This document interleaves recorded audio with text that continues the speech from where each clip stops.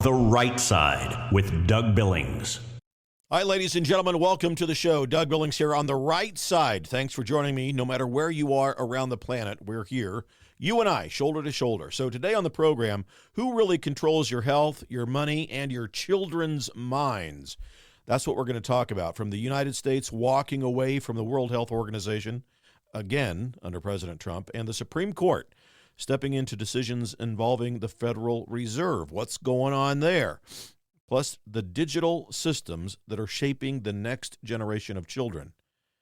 This is about sovereignty, ladies and gentlemen, in the modern era. And The Right Side with Doug Billings is now upon you. Are you ready? Let's go. The Right Side with Doug Billings. Hey everybody, my name is General Mike Flynn, and I'm here to do a big shout out for my great friend and one of the best in the business, Mr. Doug Billings. Right Side with Doug Billings, Right Side with Doug Billings. Doug is the future of the airwaves when it comes to independent broadcasters and podcasters. He is the new Rush Limbaugh. He's exactly what America needs right now, looking for honesty, looking for wisdom, looking for truth, looking for patriotism. Listen to Doug Billings at Right Side with Doug Billings. God bless you and God bless America, and thank you.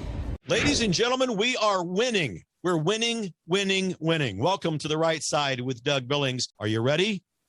We are not liberal snowflakes who melt away in the face of tragedy, adversity, and challenge. We are a covenant nation under God, and His divine providence is not dead and it's not gone. It is living within each and every one of you. And you will bring it to life in such a way that the world has never seen before. We never back down. We never give up. We march forward.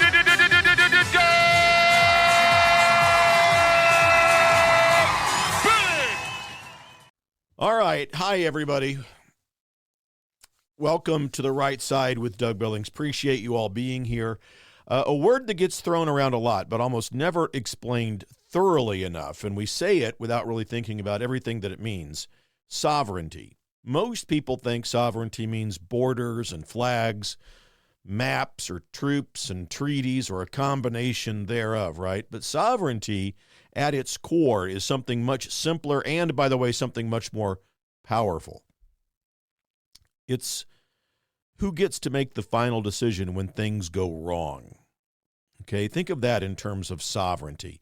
And today, the United States is making a statement about that very thing by officially moving to exit the World Health Organization, the WHO, ladies and gentlemen.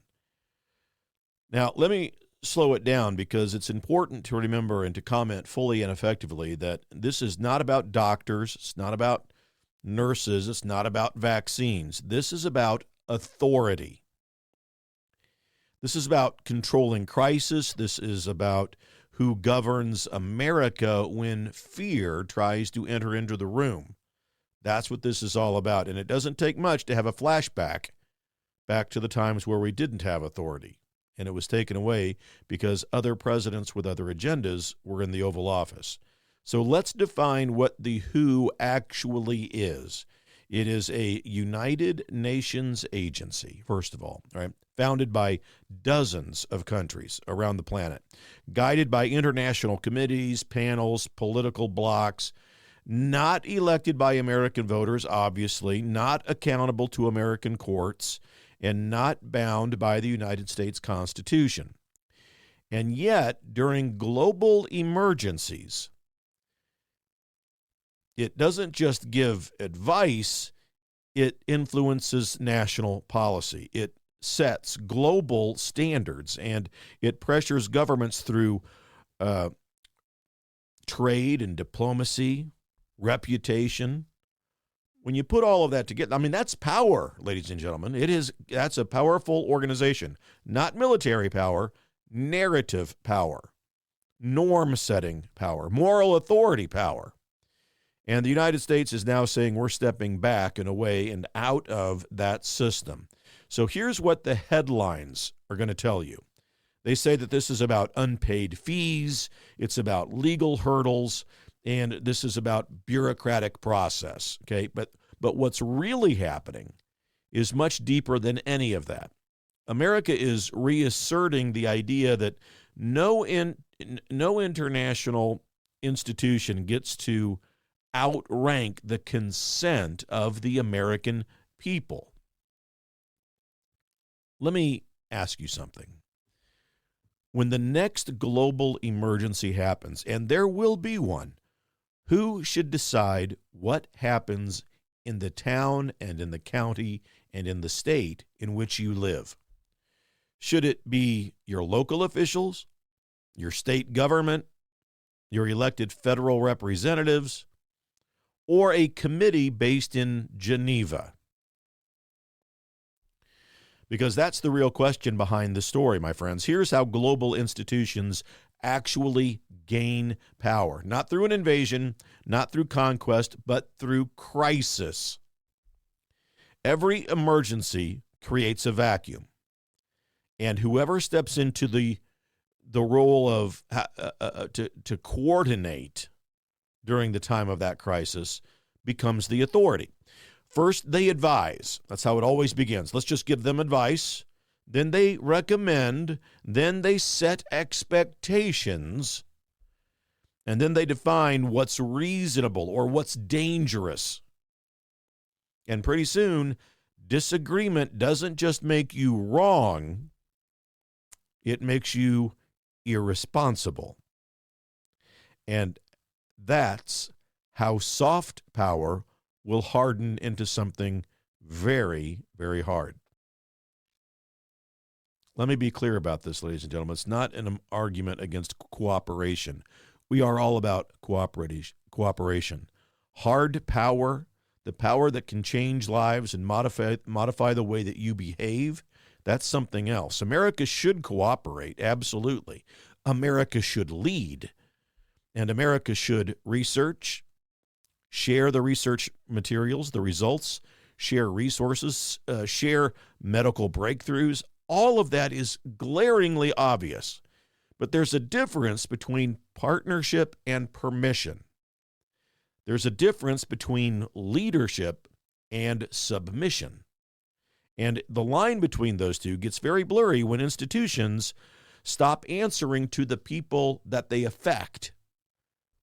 Think about how this plays out in real life. When a global body issues a guideline, it doesn't just stand on a desk, this guideline. It travels through corporate policies, school systems, hospital networks, airlines, insurance companies, tech platforms, all around the planet.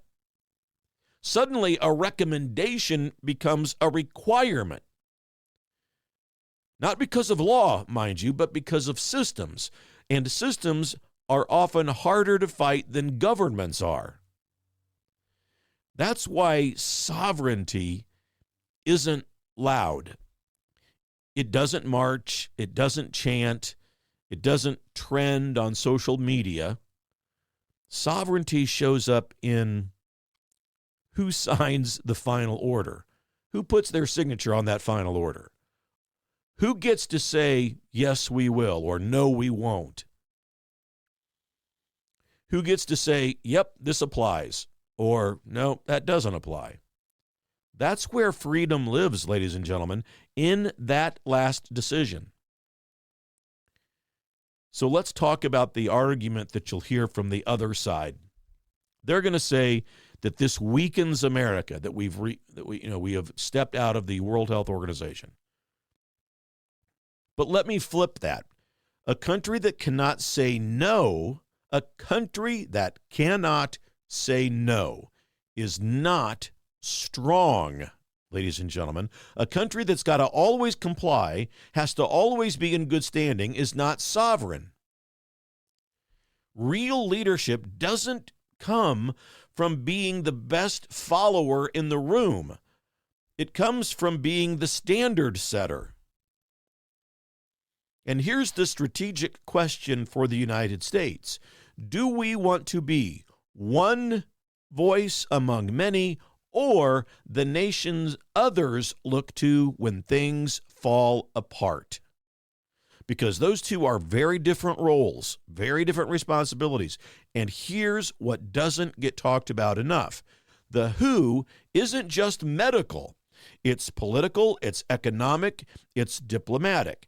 And health policy affects trade, travel, manufacturing, labor, education, national security, and a health designation can shut down supply chains. A travel advisory can collapse tourism. A classification can reshape global perception of a country overnight. And that's not just medicine, ladies and gentlemen. That's geopolitics right there. So when America steps away, it's not retreating from the world. It's saying something very specific to the world. We will cooperate, but we will not outsource our judgment. So let me bring this home for us, because this doesn't live in headlines, ladies and gentlemen. It lives in kitchens. It lives in school board meetings, and it lives in hospitals. It lives in small businesses that either get to stay open or they're told that they're non-essential. Remember that word? Non-essential. Who decides that? You see, that's sovereignty. And what makes this moment so important is what's coming later in the show today, because it's not just about health.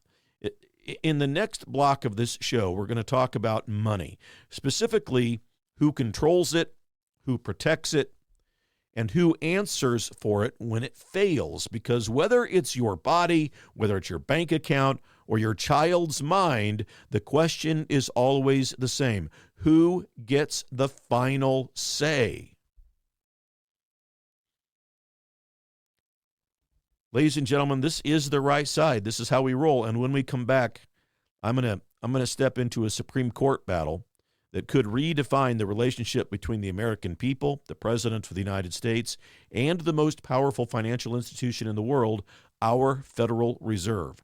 And I think it's worth talking about. The Supreme Court, the Federal Reserve. Who controls your money?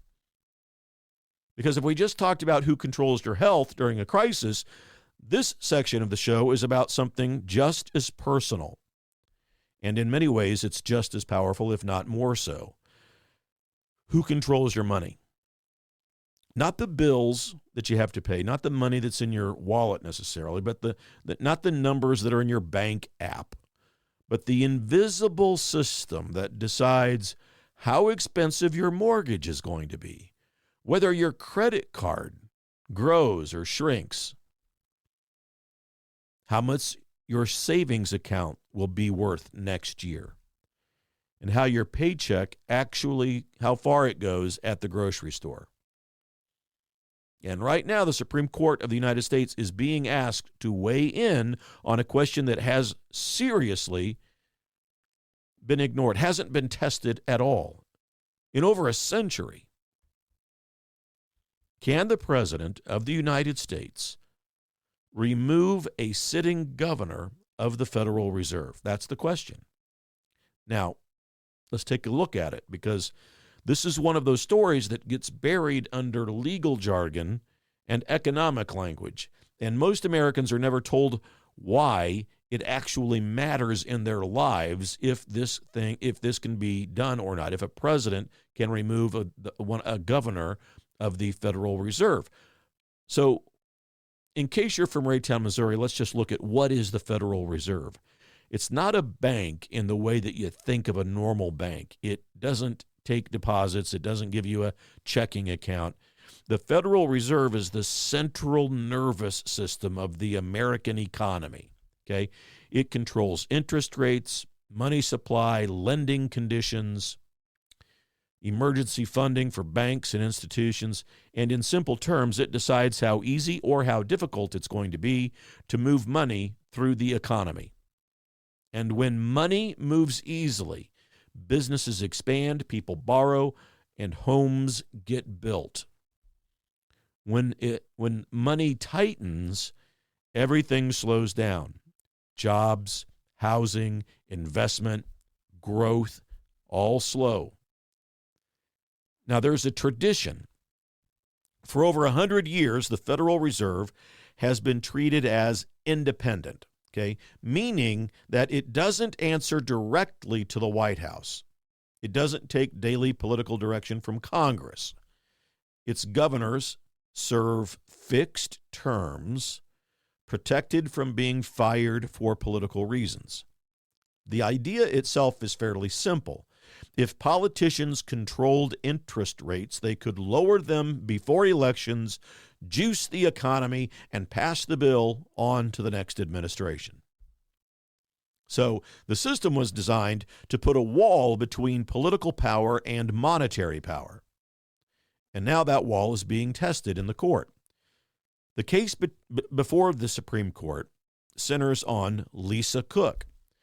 She is a sitting governor on the Federal Reserve Board, and the president attempted to remove her, citing misconduct and various other legal concerns. And the legal question is not whether or not you like her. It's not whether you trust her. The question is this: does the Constitution give the president the authority to fire leaders of so-called independent agencies? Or are those agencies insulated, even from the elected head of the executive branch? Let me translate all of that into real-world language. If the court says the president can remove a Federal Reserve governor, it means that the Federal Reserve becomes more accountable to elected leadership. But it also means that the Federal Reserve becomes more vulnerable to political pressure.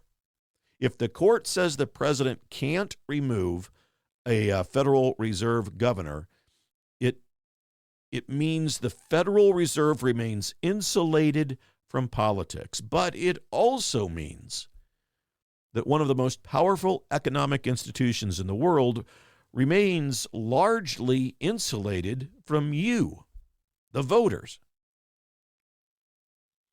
So this is the tension: stability versus accountability, independence versus democracy, expertise versus consent.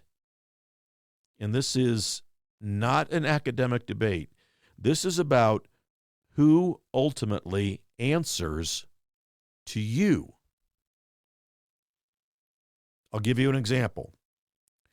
When inflation hits, and when it hits suddenly, your groceries cost more, your rent goes up, your car payment jumps, your savings lose value. Who do you hold responsible? The president, Congress, or the Federal Reserve? Because right now the Fed can make decisions that affect every household in America without ever appearing on a ballot. And to be fair, there's a reason that this system exists. Markets don't like chaos, not one bit, and investors don't like uncertainty. Businesses don't like sudden political swings, and the idea behind Fed independence is to create predictability, a steady hand on the wheel regardless of who wins an election. That's the idea, and that stability is part of the reason why the dollar remains a global reserve currency. But as always, there's always two sides to a coin, right? The other side to this coin is stability without accountability can become detachment, and detachment can turn into distance, and distance can turn into disconnection from the real economy that people live in. To put it another way, when a factory closes in a small town, the Federal Reserve doesn't see the town. It sees a data point, okay? When a family can't afford a home, the Federal Reserve doesn't see the family. It sees a housing index. If you're retired and if your retirement savings shrink, the Fed doesn't see a lifetime of work. It sees a bond market adjustment. That doesn't make them evil, these people that sit on the Federal Reserve Board. It makes them institutional. And institutions by design think in systems, not in human stories. So the Supreme Court now stands in the middle of a philosophical crossroads. Should the people, through their elected president, have a direct line of authority into our central bank? Or should the central bank remain a technocratic institution shielded from the political winds of our times? And here's where the issue gets even bigger. This case doesn't just affect the Federal Reserve. If the court expands presidential removal power, it could ripple across regulatory agencies, commissions, boards, bureaucracies. It could reshape how much control the executive branch itself has over the entire administrative state. And it is not about one one who sits at the Fed. It's not about just one person. It's not about one seat. This is about the architecture of American governance. And let me tie it back to what we began speaking about in this program. Health institutions, financial institutions, all of them operate at the same space. They are powerful, they're permanent, and they often, very often, outlast administrations. And they shape the daily life of everyone in the United States more than most laws that are passed by Congress. This is the bureaucracy that you've seen President Trump in many ways reduce so significantly, especially when the government shut itself down last year. Bureaucrats can control your life more than the laws that are passed in Congress. So the real question is, in a constitutional republic, should power flow upward to permanent institutions, or should it flow outward from the people? Because once power becomes permanent, it rarely becomes humble. Now, to be perfectly clear, there is no perfect answer here, because political control can lead to abuse, and institutional insulation can lead to arrogance. The American system was built to live in tension, not in resolution. You have to understand that. The American system was built to live within tension, not resolution. Checks, balances, push, pull. That's friction. It's not a flaw. It is a feature of our form of government. But what matters is that you know that this is happening. That's why I want to talk with you about this today. Because when a Supreme Court decision comes down, the headlines are going to be short, but the consequences will be very long. They'll show up, these consequences will show up in interest rates, lending standards, credit markets, inflation policy, and economic confidence across the economy. In other words, they will show up, ladies and gentlemen, in your life.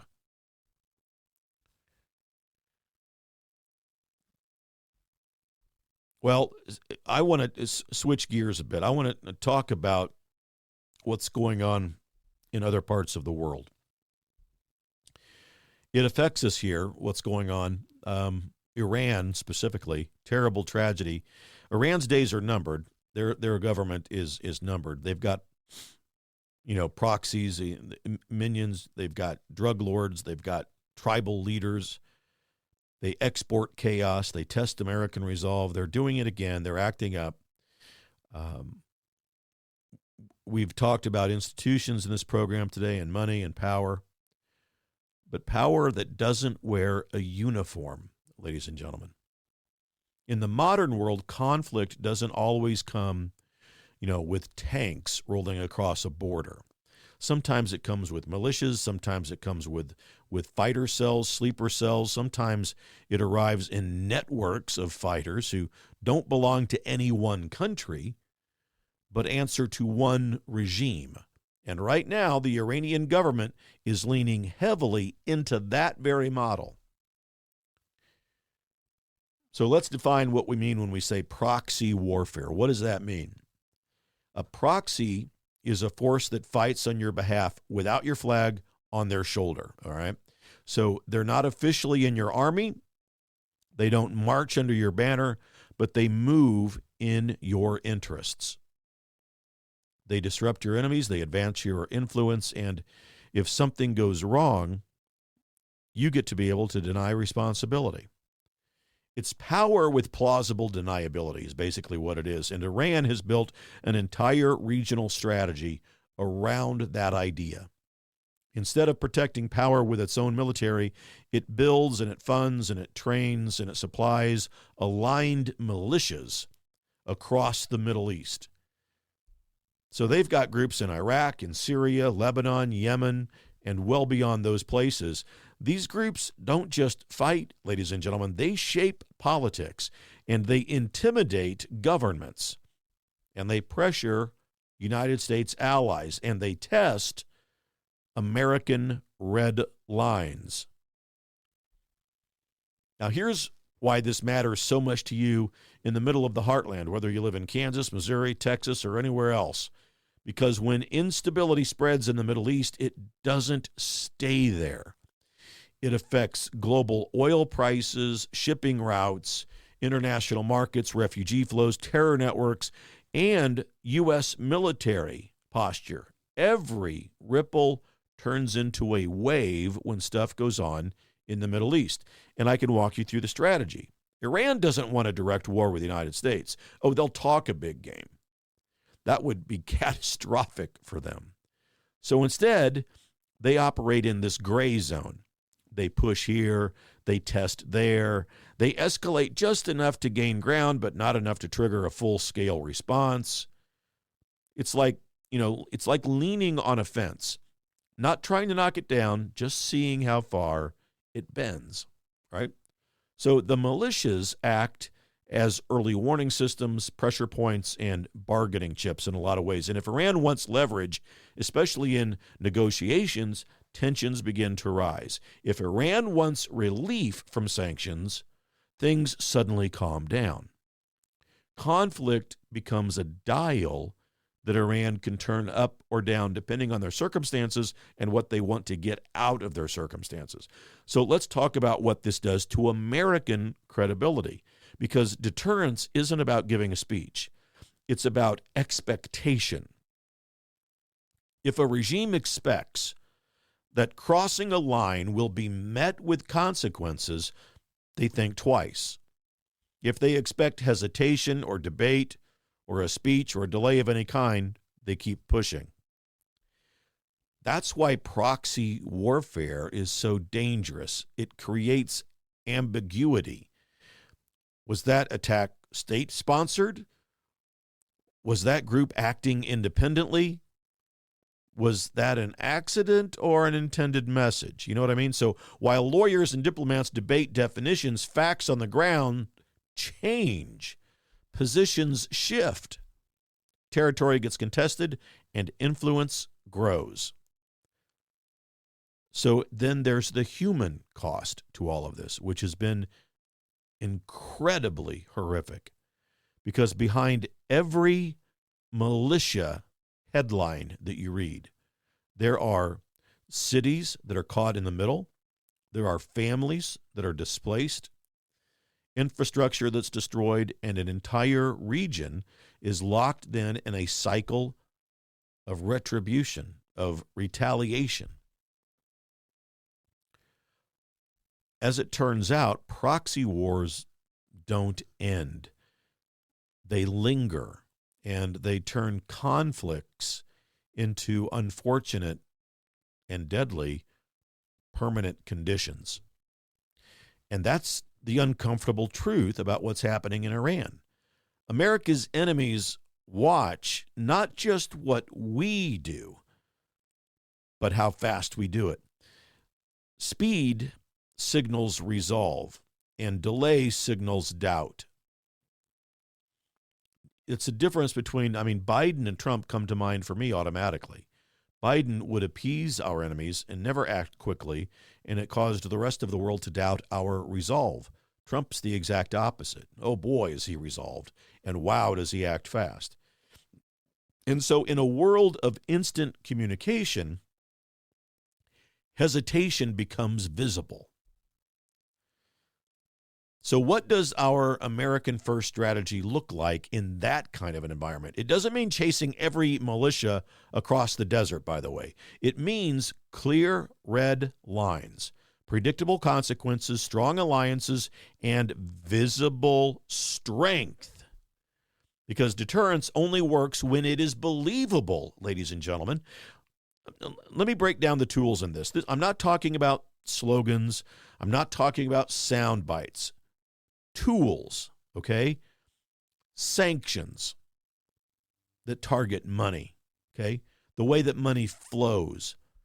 Not just the money that belongs to public figures, but then there's intelligence partnerships that disrupt networks before they move, right? Regional alliances that share the burden of the stability that they want to achieve, and then defending and positioning, defensive positioning that protects things like shipping lanes, airspace, and the infrastructure within any given country. That's not, it's not about conquest. It's about really the containment of chaos. And this ties back to what we were talking about earlier. Health institutions, financial institutions, security institutions, all three operate in a system of trust. When trust breaks down, markets will begin to wobble, undoubtedly. Alliances will begin to strain, and conflict will begin to spread. You can count on it. Stability isn't built in isolation. It is built in credibility. Now, a lot of things don't get said enough in the media these days. Here's one of those things. Weakness doesn't invite peace, all right? It invites competition. And competition in unstable regions of the world often turns into real conflict real quickly. In plain terms, if America steps back, somebody else is going to step forward. And that someone else is not always a country that shares our values, not always a friend, not a country that often shares our laws or our vision or our ideas of what human dignity really is. Power abhors a vacuum, doesn't like it. And I want to bring the global conversation home because the same question that we're asking about the Middle East, we have to ask about the United States. Who enforces the law here? And who sets the rules? And what happens when authority is challenged from the inside? Domestic activism, federal authority, and why internal stability is not a political issue. It is a national security issue. And we're seeing it play out, aren't we, in America? I think domestic law, federal authority, internal stability, national security. One state, Minnesota, comes to mind immediately, doesn't it? What happens when authority is challenged from the inside? Because here's a truth that most people don't want to confront. A nation that cannot enforce its own laws becomes vulnerable everywhere else. And that's, I think you'll agree, part of the liberal agenda. Let me start with a story that on the surface looks local. In Minnesota, an alleged ringleader behind a mob that stormed a church, I'm sure you all heard the story, during an anti-ICE action was arrested. Okay, so a community organizer, a paid organizer.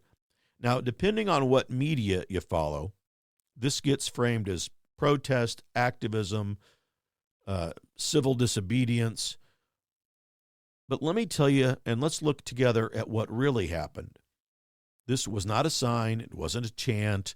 It wasn't a march on a sidewalk. It was direct confrontation with federal law enforcement. And when federal authority is physically challenged, it comes across very simply as crossing a line from politics into governance. And here's why that matters, my friends. Federal agencies exist because the Constitution creates a national government, not just a collection of states. There are areas where federal law is supreme.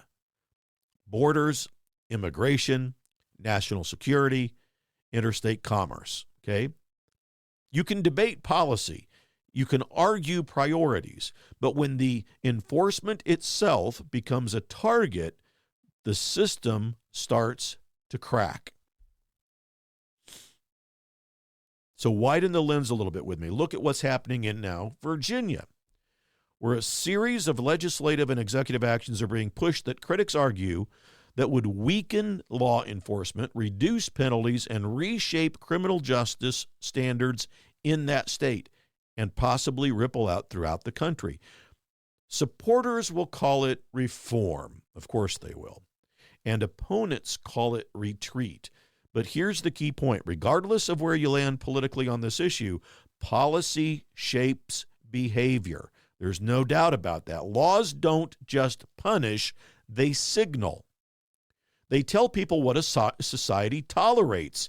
They tell criminals what risks are worth taking, and they communicate whether the system is on their side or not. And this is where internal stability becomes a national security issue, because criminal behavior networks don't respect city limits. They could care less.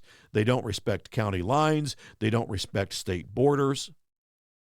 They move through transportation corridors, through work enforcement zones, and through jurisdictional confusion, because we don't know what jurisdiction is this. I don't know. So the criminals have a field day because a lot of people don't know the boundaries.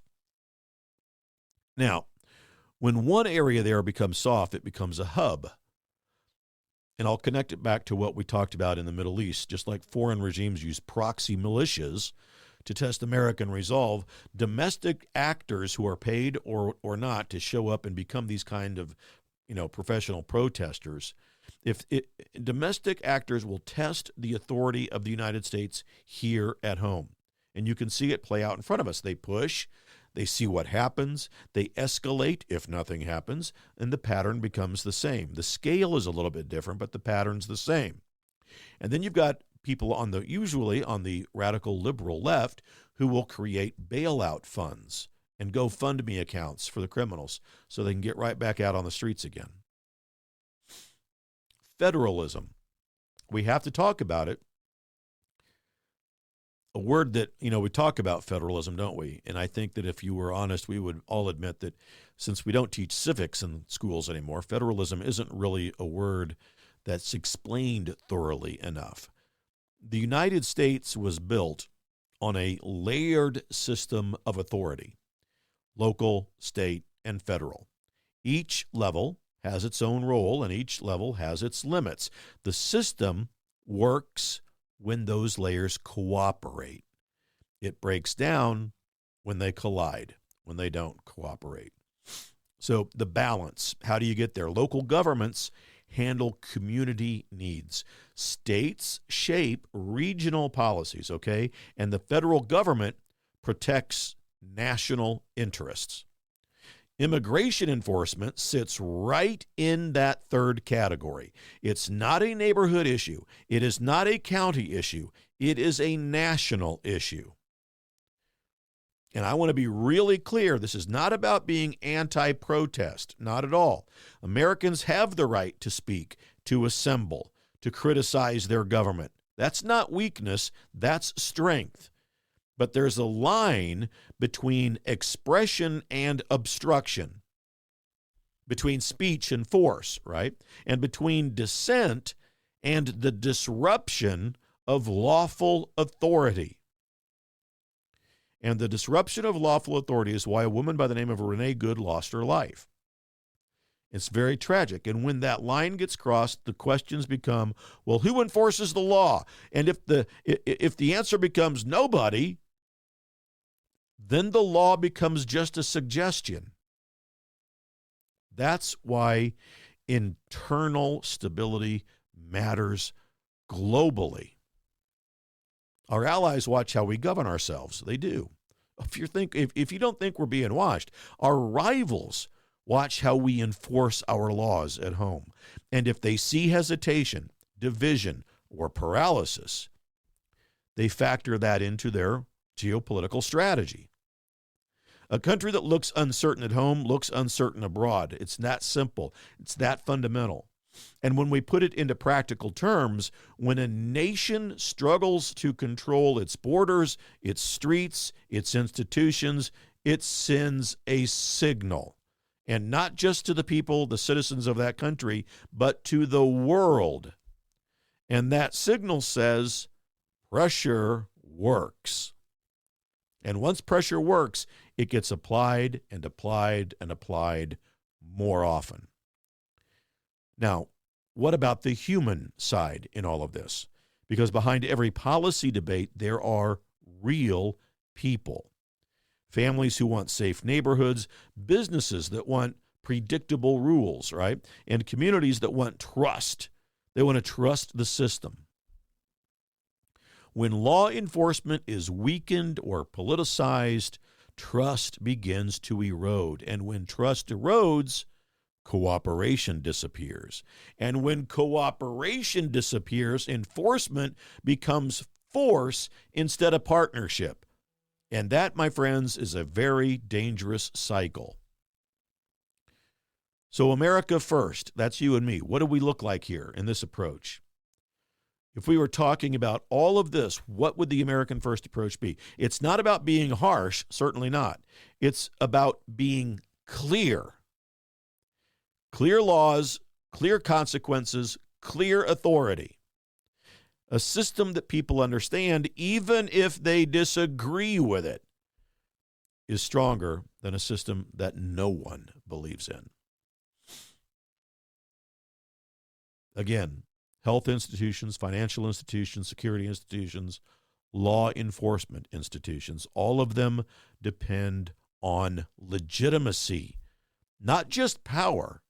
Legitimacy comes from transparency and accountability and consistency. When those disappear, so does confidence. Confidence in the system. That's what legitimacy requires. And so I want to now turn to children in our society, the future of our republic. What happens when, and I'm just going to call it the screens of society, are the human minds, are children becoming smarter, in your opinion, ladies and gentlemen? Are they more wired than they were? And by wired, I mean just more connected to technology. Surely I think we'd all agree that they are. Are kids getting smarter? Because for most of modern history, the answer was yes. The following generation was always smarter than the previous generation. Every generation on average learned more than the one before it. They read more, they calculated faster, built on what their parents passed down. Progress didn't just show up in machines, it showed up in the human mind. But now, something feels different. Teachers talk about attention that doesn't hold, and parents talk about kids who can swipe, but they can't sit still. Employers talk about graduates who struggle with focus and follow through and basic problem-solving skills. No critical thinking ability.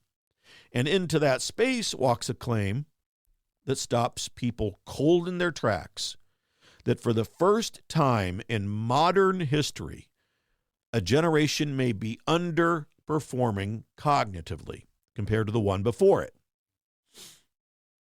Now, I want to slow it way, way, way down here because this is where hype and science get tangled up. My job here is not to scare you. It's to teach you how to think about this. First, what do we mean by cognitive? We're not talking about trivia games here. We're talking about things like attention. Can you stay on a task without drifting away? Memory. Can you hold information long enough to use it? Execution function. Can you plan, prioritize, and resist distraction? Literacy and numeracy, right? Can you read? Can you count? Can you reason with numbers? There are studies in the state of Kansas where there are 150,000 kids who've just graduated from high school who can't read at appropriate levels. So we're talking about the mental muscle of a free society, right? It's what let people evaluate arguments and spot manipulation, make long-term decisions, and govern themselves instead of being governed by impulses. It's the intellectual maturity of humanity. But there's some research that's showing some very, very interesting things. And there's growing evidence that heavy screen exposure, especially in childhood, is now associated with shorter attention spans and with sleep disruption, increased impulsivity, and changes in how kids engage with reading and learning and arithmetic and so forth. Important word there, associated. It's not always proven to be the cause, but it's linked, screen time, often enough that serious researchers are now beginning to pay attention to this. And here's what the conversation says, and where I think it gets interesting, because this isn't just about how much time that kids spend in front of a screen. This is about what kind of systems those screens are plugged into. Let me explain that. The television that you had in the 1980s didn't care if you watched it. Your radio in the 1960s didn't track your attention. Your book in the 1920s didn't change the story if you got bored. But modern platforms do something entirely new. They respond to you. They learn. They learn what holds your eyes, what makes you swipe, what keeps you from looking away. And then they give you more of that. Not because it's good for you, but because it's good for engagement. So now attention isn't just a human experience, it is now a commodity. It's bought, it's sold, it's measured in minutes and clicks and watch time. I'll say it again. In the modern economy, your child's attention has a market value. And there are companies, systems, and algorithms competing to capture as much of it as possible. Now let's connect all of that to learning. The human brain didn't evolve for constant novelty. It evolved for focus, repetition, reflection, and pattern recognition. Deep learning happens when the mind stays with something long enough for it to sink in. But engagement-driven systems reward something else, ladies and gentlemen. They reward speed, surprise, stimulation, and constant change. And that creates attention, because what holds attention is not always what builds understanding. A simple example. Reading a book requires holding a mental picture, remembering what happened 10 pages ago, tracking cause and effect over time. Scrolling on a feed requires reacting, swiping, sampling, moving on. One builds depth, the other builds breadth. Both have a place, but they train very different habits within the mind. That's why educators on this particular topic are divided. Now, I used to be a high school teacher. I have a master's degree in curriculum and instruction. And I can see technology as a powerful tool, interactive lessons, access to information, global classrooms, okay, all of that. Others see a system that, when it's overused, though, fragments attention spans, and it weakens the ability to sit. It weakens the ability to sit still, and difficulty then matters. I agree. I see this with screen time, because real learning is oftentimes uncomfortable for us. You don't get algebra the first time. You don't get history in a headline. You wrestle with these things. You struggle with them. You think about them, and you stay with it. So now let's talk about the claim that gets people the most upset. The idea that kids today might be less cognitively capable than previous generations. And the honest answer is that the data on that is mixed. Some measures showed declines in things like reading comprehension and sustained attention. Okay. Other measures show that there are gains in visual skills and digital navigation. Fair enough. So what may be happening is not a simple rise or a fall. It may just be a shift. We're training different kinds of minds for a different kind of world. And that's where the real question lives. Not are kids smarter or dumber, but what kind of intelligence are we cultivating? Because a society optimized for speed and reaction and for stimulation will produce people who are very good at scanning, responding, adapting, and switching. But it may struggle to produce people who are good at sustaining focus, delaying gratification, or long-term planning.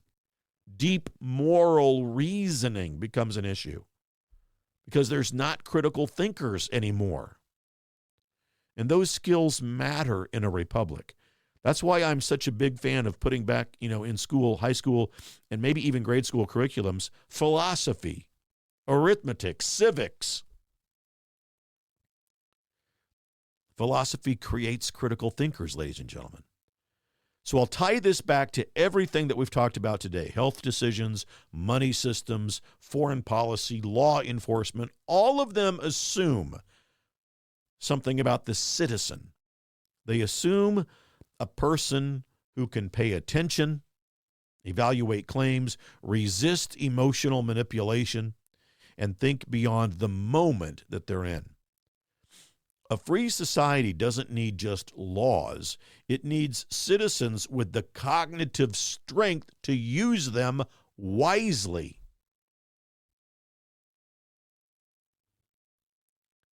And what about, the economics of attention becomes a topic, and that's exciting to me to talk about. I mean, if I were a teacher today, the economics of attention, think about that. What screens might be doing to the human mind, how it affects them, why the system looks the way that it does. Because what we see on screens didn't happen by accident. It happened because attention became valuable. And when something becomes valuable, a market then begins to form around it. So let's start with a simple truth. Most of the platforms that people use every day are free.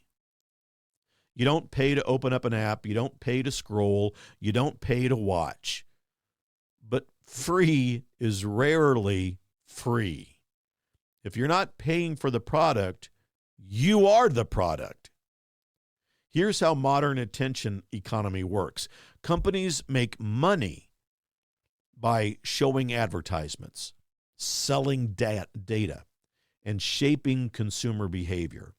And to do that, they need one thing above all else: time. Not hours, not even minutes. They need moments, because moments add up. So platforms are designed to answer one constant question: what keeps this person here longer? Fred, hey, we got the team on this? Well, that's it. What keeps people here longer? The question is not for them what helps the person learn, what builds character, what improves their life. Those aren't the questions, just what makes them stay here. And that's where algorithms come in. An algorithm is simply a set of rules that decides what you see next. But modern algorithms don't just follow rules, they learn. And they observe. They observe what you click, what you skip, what you rewatch, and what makes you pause. And then they adjust. Not once, not daily, constantly. So over time, your feed becomes a mirror, not of who you want to be, but of what holds your attention most easily. So now let's talk about dopamine. Dopamine is a chemical in your brain associated with motivation and reward. It's not a pleasure feeling exactly. It's a signal that says, pay attention, this matters. And when something is novel, new, surprising, or emotionally charged, dopamine spikes, and the brain says, more of that. Give me more. The system evolved to help humans. That's a real system within our bodies, and it evolved to help us survive, to find new food, to avoid danger, to get new opportunities. But in a digital environment, novelty is infinite. There's always another video, another clip, another post, another headline, and the brain never gets the signal to stop. So what happens? The threshold rises. What held your attention yesterday feels boring today. So the system shows you something louder, something faster, more emotional, more extreme. Not because it has a point, but because it works. So now let's connect all of this to children. A developing brain is especially sensitive to reward systems. It's still writing a child's brain. It's still writing self-control, focus, emotional regulation, impulse management. And when that brain grows up into an environment of constant stimulation, it learns a lesson early. Discomfort is optional. Boredom is a problem to be solved immediately. Focus can be abandoned the moment something more interesting shows up. Now, that doesn't make kids bad. It makes them trained. Trained by the environment that we built. And here's the part that people don't like to hear. There's no one sitting in a dark room plotting to harm children with regards to this topic. This is not a villain story. This is an incentive story. If a company's revenue depends on engagement, it will optimize for engagement. If attention drives profit, systems will compete for attention. That is how markets work. So when people say, well, why don't they just make healthier content? The answer is uncomfortable, because healthier content doesn't always win in a system that rewards what holds you, not what helps you. A real-world comparison. Fast food didn't take over because people hate vegetables. It took over because it's cheap, convenient, and it's designed to hit the brain's reward center. Digital content works the same way. Quick, easy, emotionally stimulating, and it's everywhere. Now let's talk about the data. Every click teaches the system something about you. What you fear, what you like, what you avoid, what makes you angry. And that information doesn't just shape ads, it shapes content itself. Stories get written to fit those platforms.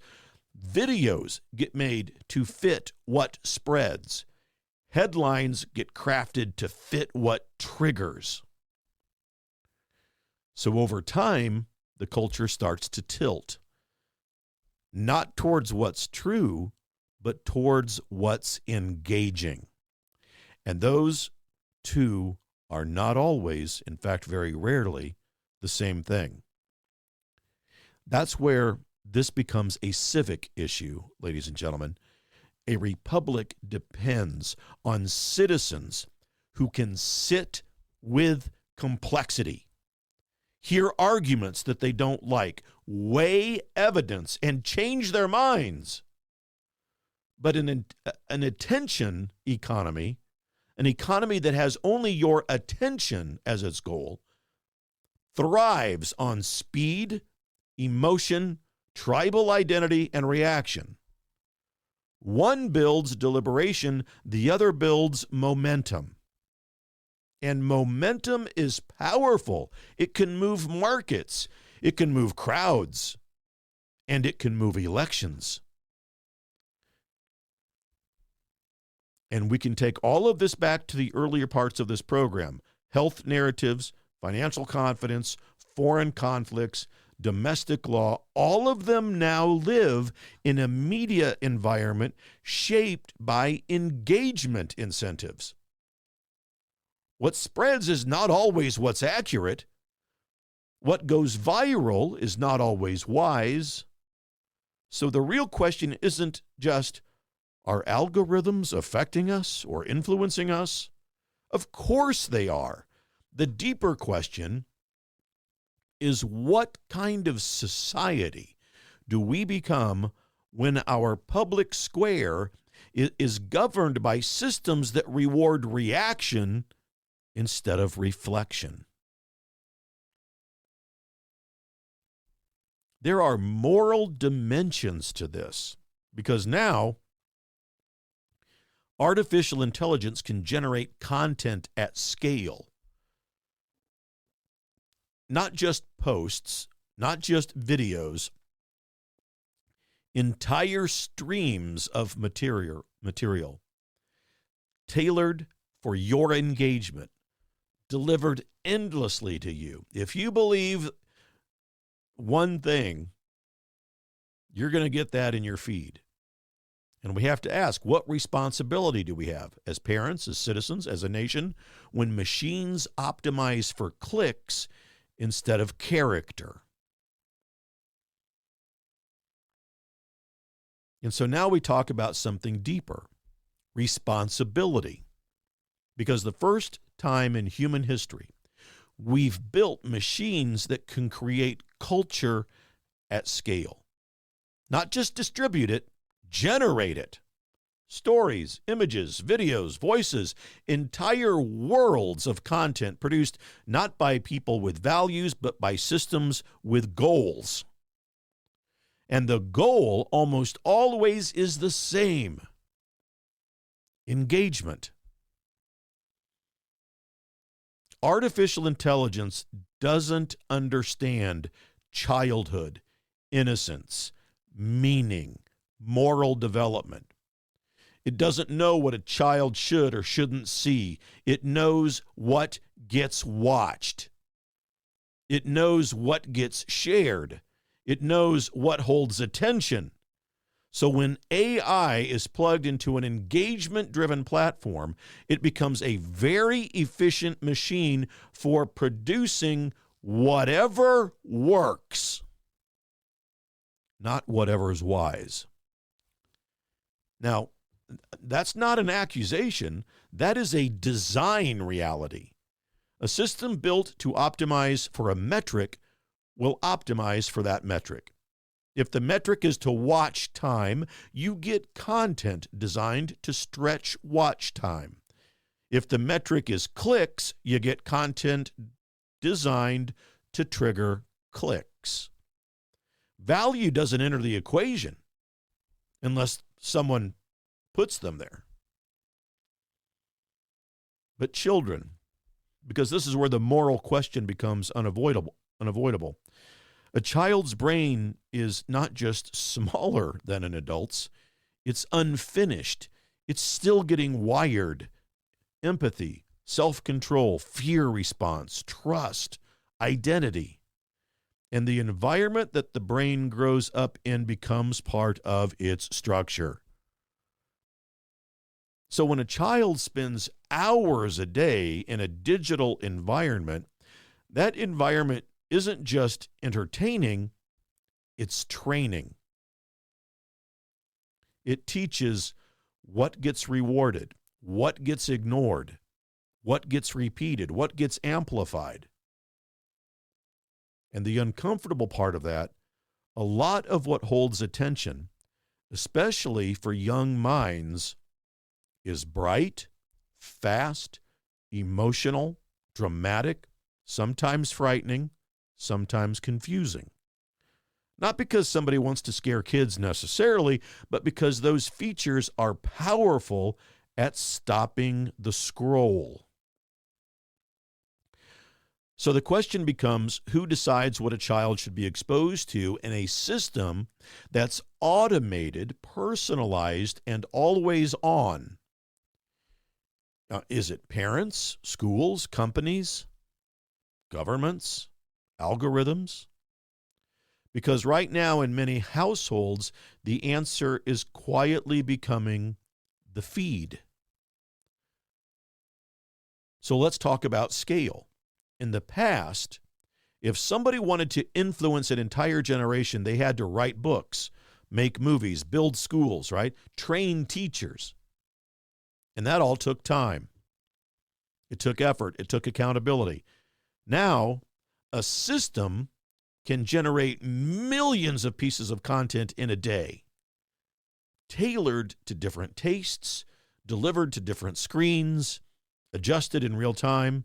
It's not just communication, it is environment creation. And environments shape people. Cities shape behavior, schools shape values, families shape character.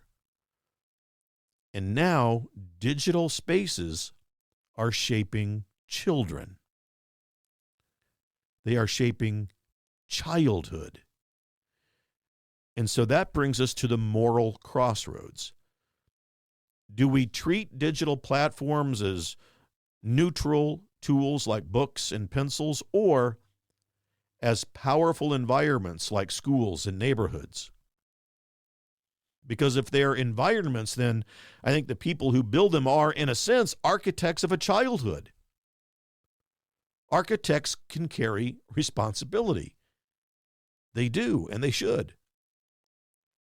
But let me be clear. This is not a call for censorship. This is not a call for bans. This is a call for honesty. Honesty about what these systems do, honesty about what they are designed and how they are designed, and honesty about who they benefit. A simple comparison.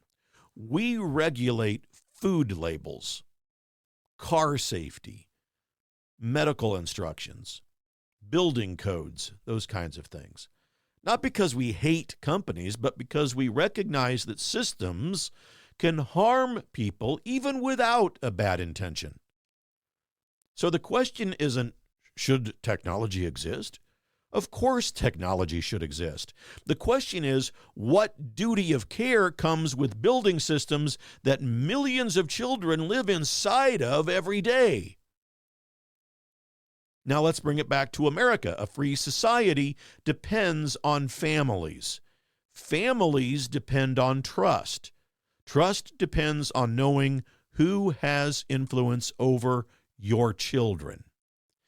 If that influence becomes invisible, automated, and unaccountable, freedom doesn't disappear in a moment, it erodes quietly away. And here's the deeper danger. When people feel overwhelmed by a system that they don't control, they often look for someone else to control it for them. That's how freedom gives way to regulation. Not through ideology, but through exhaustion. So if we care about liberty, we should care about responsibility first, because a society that governs itself well doesn't need to be governed heavily. And I want to, close this out by talking about something practical, not theory, not technology, but choice. What can parents, communities, and schools and citizens actually do right now to protect cognitive independence in a digital world? Because the future of a free society doesn't just live within laws, it lives in living rooms. We have choice. And we can talk about systems, about power, technology, markets. Your choice is more powerful than all of those. Because in a free society, the most important institution is not a court, it's not a bank, it's not a platform. The most important institution in a free society is family. And so I'll start here. America does not ban its way to strength, and it doesn't mandate its way to wisdom. It teaches its way to those things. And teaching doesn't start in classrooms, it starts at kitchen tables. It starts in a living room, and it starts with conversations that don't fit into a notification box, right?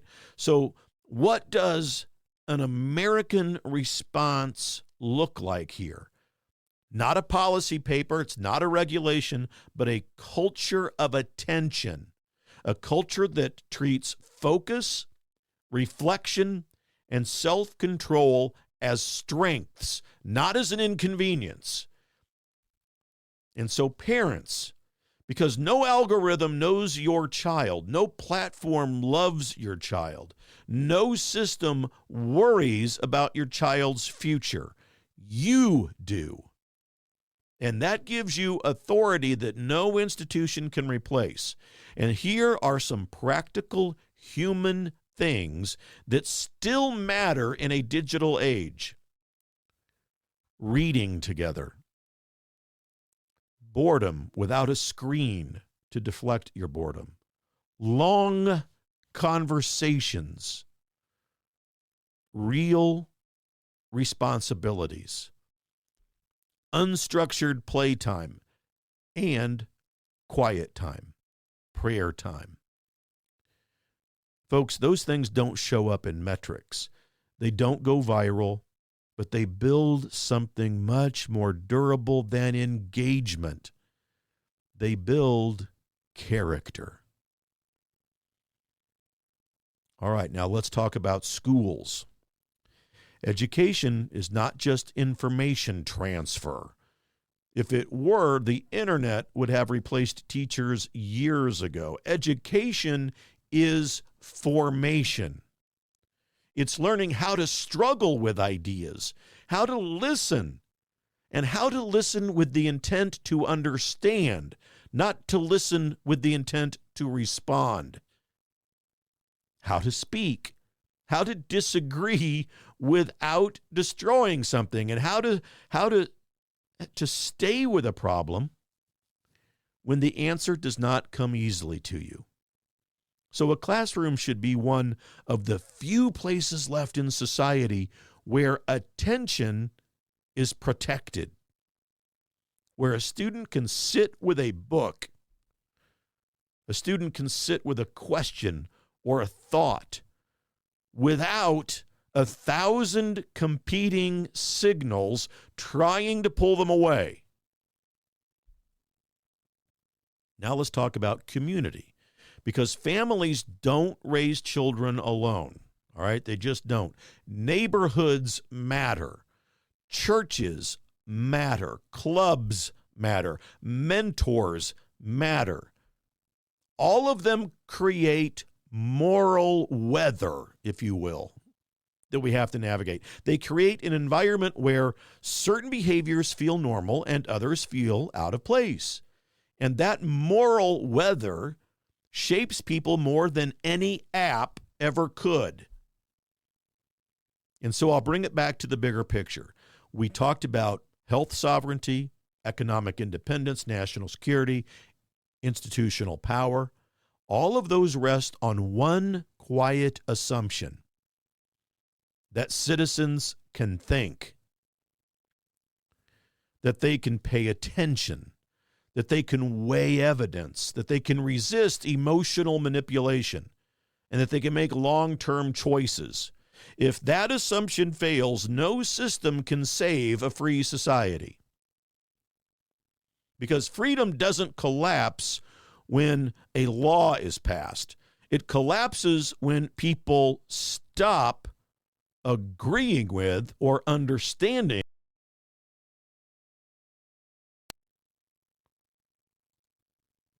Now, here's where I want to leave you. My friends, this is not about fear. This is about confidence. Confidence in the idea that human beings are not just consumers of content. They are creatures of meaning. We are parents who are not passive bystanders. We are stewards. We are teachers, not facilitators. We're guides. And, citizens are not data points. We are members of the foundation of this republic. And so, part of what I think about when someone says America first, in this context, it means putting families before systems, communities before platforms, and character before clicks, and wisdom before speed. It means recognizing that the most important border that we defend is not on a map. The most important border that we defend, ladies and gentlemen, is around the human mind. And so, ladies and gentlemen, a free nation is not built by machines. It is built by people who can think clearly, speak honestly, choose wisely. And that is not a technological problem. That is a human responsibility. Don't you agree we should have philosophy back in the school system, ladies and gentlemen? It's kind of a philosophy class here today. But thank you very much for spending time with me today, ladies and gentlemen. And please do head over to YouTube and subscribe to my YouTube channel over there, at The Right Side, Doug Billings. At The Right Side, Doug Billings. If you like this program, please share it and come by often. Leave a comment. I would love to hear from you. The Right Side with Doug Billings, ladies and gentlemen. We are in this thing together. Believe it. For the Republic. Cheers. The Right Side with Doug Billings. Hi, everybody. Welcome to the set of my show, Doug Billings. Hey, my good friends at EMP Shield, that's electromagnetic pulse, in case you're from Raytown, Missouri. Electromagnetic pulse could wipe out your home electrical system, could wipe out your vehicle. And thanks to the radical liberal agenda that was put forth under Administrator Biden and Vice Pretender Harris, there are lots of people in this country who want to do us harm. And maybe an EMP device would be their chosen weapon. But EMP Shield gives you a device that can protect you. This little baby here goes on your home outlets, a computer, a router, whatever you want to protect. And then they also have a larger model like this. You can still hold it in the palm of your hand, that goes on your vehicle battery so that you can get out of trouble from point A to point B. EMPshield.com. Promo code Doug, ladies and gentlemen. Save yourself. Save your property. EMPshield.com. Promo code Doug. We're in this together, folks. Believe it. For the Republic. Cheers. The Right Side with Doug Billings.